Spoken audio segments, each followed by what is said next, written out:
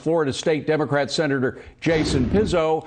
And I understand, sir, that you actually used to work in the state attorney's office. Do you have any details about whether they're going to convene the grand jury and how that'll work out?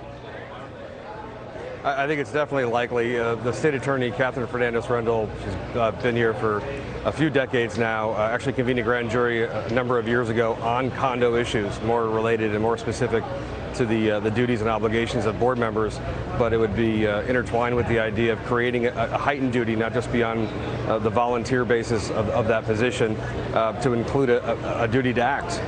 Right now, the situation that we're seeing here with this absolute devastation, reports are generated. There's a recertification process, really just for 2 of the 67 counties in Florida, ours and Miami-Dade, and immediately to the north in Broward. So it's possibly likely. We're exchanging texts with her this morning, so I expect to speak to her this evening. Do you think somebody's criminally liable for this collapse? So I'm all too familiar with the statute of limitations as it relates to criminal law. So very few things go beyond 4 or 5 years in the state of Florida. So I think there could be possibly civil issues. It's obviously not our immediate concern.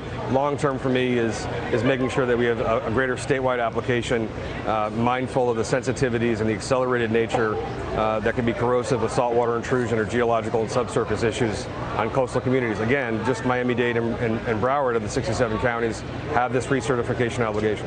Now, there are a couple of buildings that have a very similar history to the collapse building. They were built at the same time, same structure, same type of structure, same architects, same building materials. I understand that there's a voluntary evacuation of at least one of those buildings. Should it go beyond that? Should it be mandatory? Well, the real estate market in my district, the 15 cities I represent, I have, the international world-class destinations of Miami Beach and Surfside, Bal Harbor, Bay Harbor, North Bay Village, Sunny Isles Beach, and the market is really dictated raising a number of buildings and replacing them with brand new construction. Hysteria should not be prevalent, especially with my 560,000 constituents, the overwhelming majority of whom are in condos. The sistering building to the north, the superintendent there has said to local reporters that his building was always dry in the parking garage and in the basement area. This building that just that partially collapsed, that superintendent said for years his daily obligation and duty was tending to pumps to try to keep the subsurface, the ground surface dry. Yeah. So, immediate hysteria is not going to be helpful to anybody. I did hear your guest previously that you had on speaking about a timeline on this. This is a daunting task. There are 4.6 million condos in Florida, a large portion in my district, and to think that everything we've done in a month is just not feasible. Yeah, and let's get to the most important part, which is the survivors, the possibility of survivors. Of course, we had a lot of people who we know got out alive. What is the condition? How many people are still in the hospital? What are the extent of the injuries, et cetera?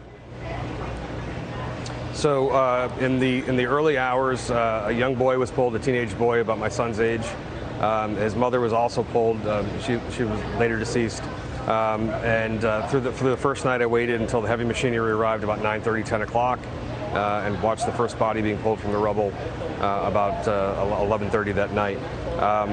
The nature of what we're looking at right now is just a large, caked, hard pile of incinerated and pancaked building materials. So the spacing that you can see from aerial shots that I'm sure the world has seen, from the 11th to the 10th floor residential, there was a couple feet of separation, from 10 to 9, maybe 8, 9 inches. But then when you get from floor 7, 6, 5, and descending, there's no separation between the floor slabs.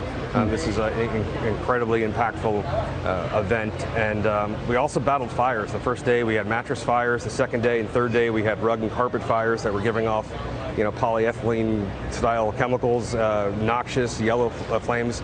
So the fire department also had to balance, trying to put out the fires so it's safe for rescuers, but also not shoving hundreds of thousands of gallons of water into an area if we should possibly have survivors. What's the morale of the rescue workers, Senator?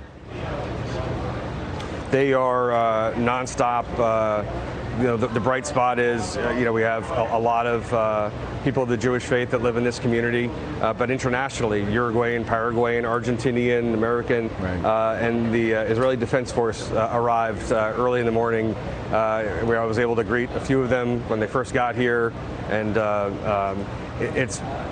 the morale is actually, pretty intense to just find people, just for hope. And the families here to see the effort. We got everybody from all over Florida and other states, but to see the international effort has been great.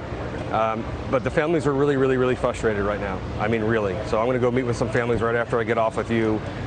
They still want to see more action. If you've got a son or a daughter, you got a mother or father in that pile, you want answers now. You don't want to wait. You don't want to be on other people's schedules. You want to get to it now. Senator Pizzo, I don't want to keep you any longer. Go to those families, and thank you so much for letting us know what's going on there. Appreciate it. Thanks for having me on.